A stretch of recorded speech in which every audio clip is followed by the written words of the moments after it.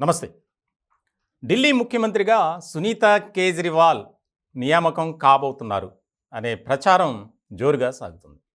దానికి ముఖ్య కారణం ఏంటంటే ఢిల్లీ ముఖ్యమంత్రిగా ఉన్నటువంటి అరవింద్ కేజ్రీవాల్ ఢిల్లీ లిక్కర్ స్కామ్ కేసులో అరెస్ట్ అవ్వడం, జైలుకి వెళ్ళటం. అలాగే ఈ వ్యవహారంలోనే సంవత్సరం క్రితం ఢిల్లీ డిప్యూటీ సీఎం మనీష్ సిసోడియా ఆయన కూడా జైల్లో ఉన్నారు. అలాగే ఆమ్ ఆద్మీ పార్టీకి సంబంధించినటువంటి మరొక కీలక నేత సత్యేంద్ర జైన్.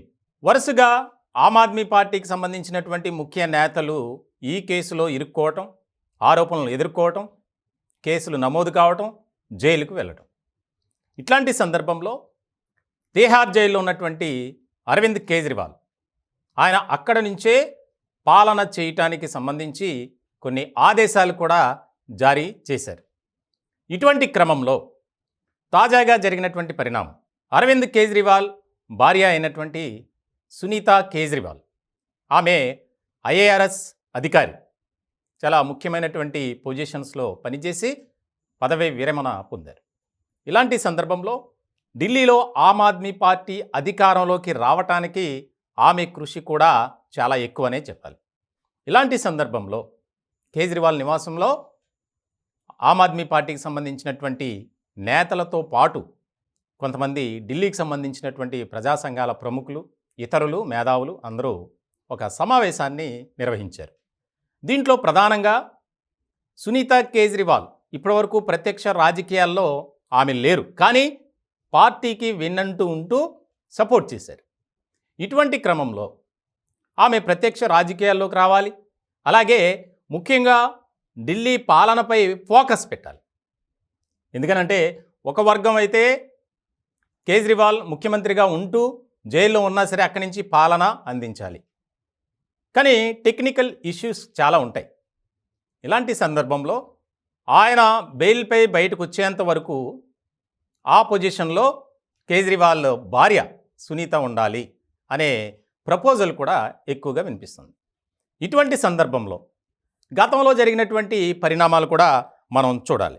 ముఖ్యంగా లాలూ ప్రసాద్ యాదవ్ బీహార్కి సంబంధించినటువంటి ముఖ్యమంత్రి అప్పుడు పనిచేసినప్పుడు ఒక కేసులో అరెస్ట్ అవ్వడం, జైలుకి వెళ్ళడం, దానికి సంబంధించి ఆయన భార్య రబ్రీదేవి ముఖ్యమంత్రి పొజిషన్లోకి వచ్చారు.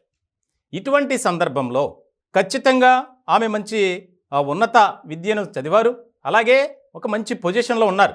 ఇండియన్ రెవెన్యూ సర్వీస్ ఐఆర్ఎస్ చాలా కీలకమైనటువంటి సర్వీస్లో పనిచేసినటువంటి అనుభవం ఉంది. కాబట్టి ఢిల్లీలో ముఖ్యంగా ప్రజలు ఎక్కడా కూడా అయోమయం కానీ గందరగోళ పరిస్థితులకు వెళ్ళకూడదు.